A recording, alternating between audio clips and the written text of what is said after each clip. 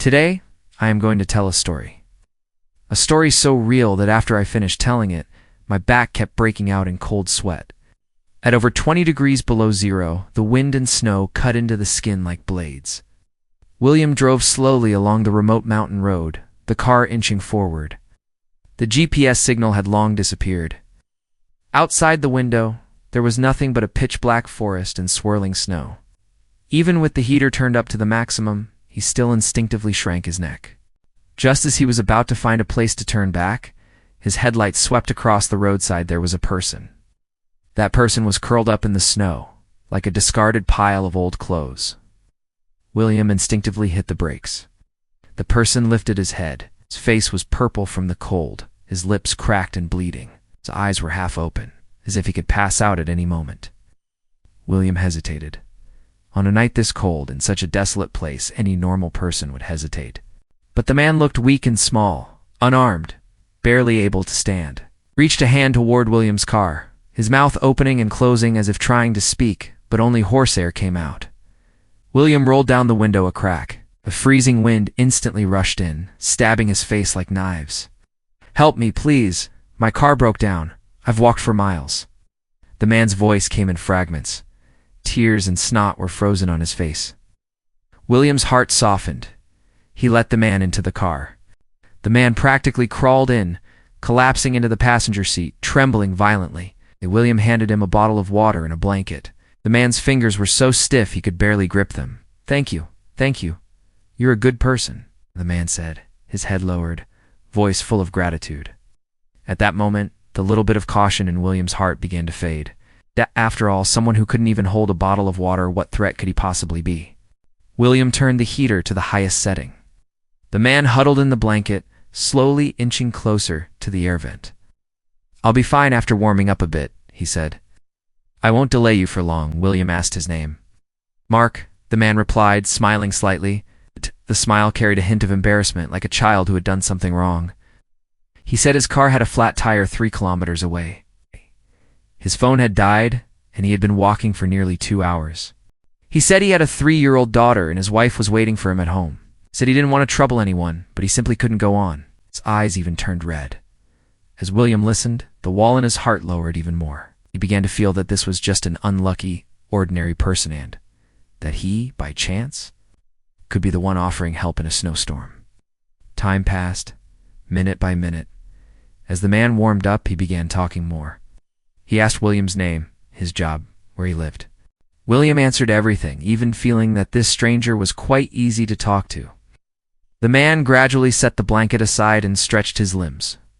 "Much better," he said. "It really saved my life." He shifted slightly, moving closer to William. William didn't pull away. The car was small anyway.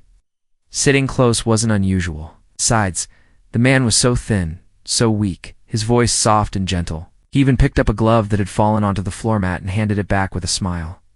"You're so careless, just leaving things around." The tone was almost friendly. 20 minutes passed. The man was no longer shaking. His complexion had improved. He turned to look at William, and there was a strange light in his eyes, something hard to read. "Do you often drive this road alone at night?" he asked. "Not often. Just in a hurry today," William replied. The man nodded thoughtfully. Then he leaned closer again. This time, his shoulder almost touched William's arm. William could smell the mix of snow and something metallic-like stand him. For some reason, a thought suddenly flashed through William's mind. He's too close. But immediately he pushed that thought away. The man was just cold, just grateful, just a harmless, pitiful person. William even reached out and patted his shoulder. "It's okay. We'll find a tow truck when it's daylight." The man lowered his head as if to move to speak. 30 minutes? The man said he wanted another sip of water. William leaned forward to grab the bottle from the back seat, and in that instant everything changed. No warning, no sign. The man suddenly slipped a thin rope out of his sleeve and viciously looped it around William's neck. The movement was as fast as a snake. William didn't even have time to scream. The rope dug into his skin, crushing his airway instantly. His eyes flooded red, his vision filled with flickering snow-like dots.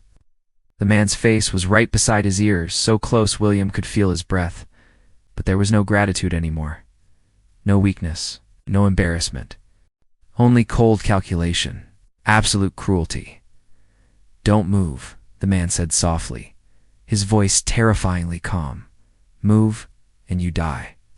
William struggled desperately, elbowing him, kicking the car door. But the man was like a python, coiling tighter and tighter.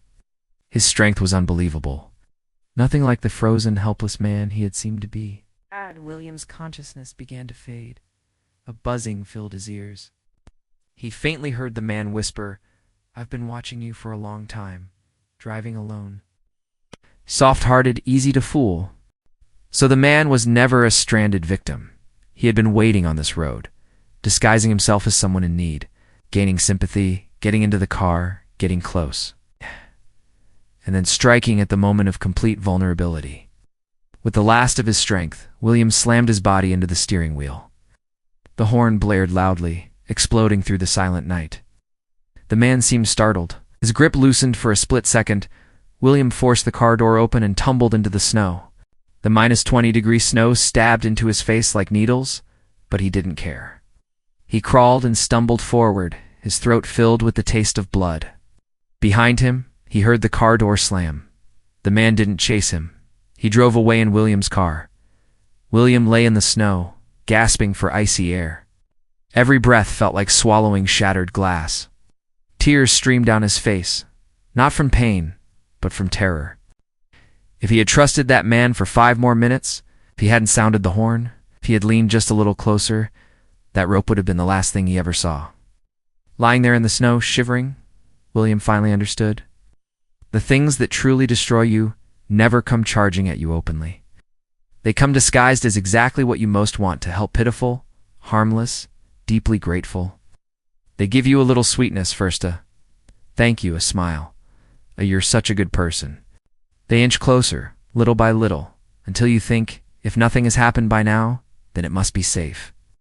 And then, the moment you completely let your guard down, they reveal their fangs. A scam doesn't start when you lose everything. It starts when you win a little. A toxic friendship doesn't start with betrayal. It starts with late-night conversations and someone taking your side. Danger doesn't begin by breaking down your door. It begins with a piece of candy slipped under a hand, you bending down to pick it up. The devil doesn't break in. He knocks.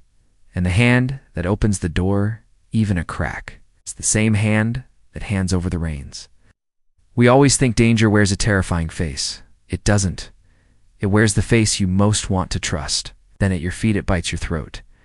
Have you ever experienced something like this? A person who seemed harmless. A kindness that slowly crossed the line. A moment that almost destroyed your trust.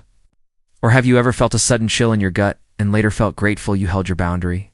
Share your story in the comments. Even a few lines might warn someone else who is hesitating, wondering whether to trust one more time. Because next time that rope might not be in a story, it might be around your neck. Don't forget to like, so more people can see this dangerous candy. I'll see you next time.